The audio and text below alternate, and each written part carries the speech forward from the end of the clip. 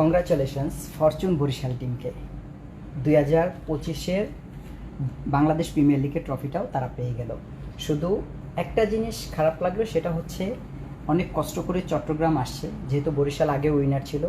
তারপরে যেহেতু বরিশাল আমার নিজের দেশ, গ্রামের বাড়ি, যাই হোক, তারপর কথা হচ্ছে চট্টগ্রামের জন্য খারাপ লাগছে। বেস্ট অফ লাক এত দূর আসার জন্য চট্টগ্রামকে, আর কংগ্রাচুলেশনস ফরচুন বরিশালকে এবং ফরচুন বরিশাল ওনার চেয়ারম্যান তাদের সবাইকে এবং যারা দর্শক ছিলেন ফরচুন বরিশালের সবাইকে অসংখ্য অসংখ্য ধন্যবাদ খেলাটা দেখার জন্য। এবং আই হোপ আমি সব থেকে বেশি যেটা আশাবাদী ছিলাম সেটা হচ্ছে তামিম ভাইয়ের রান থেকে।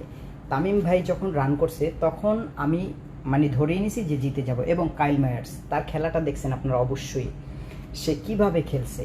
যখন যেই বলটা মারা দরকার সেইটাই মারছে, যেটা দেখা যায় সিঙ্গেল নেওয়া দরকার ওইটা সিঙ্গেল নিছে।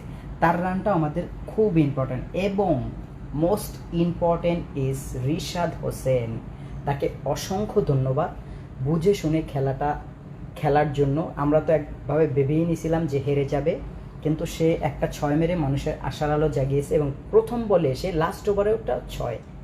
অসংখ্য ধন্যবাদ সবাইকে, সকল দর্শককে এবং ফরচুন বরিশাল টিমকে এবং ফরচুন বরিশাল যিনি ফ্র্যাঞ্চাইজি ছিলেন ওনাকেও অসংখ্য ধন্যবাদ।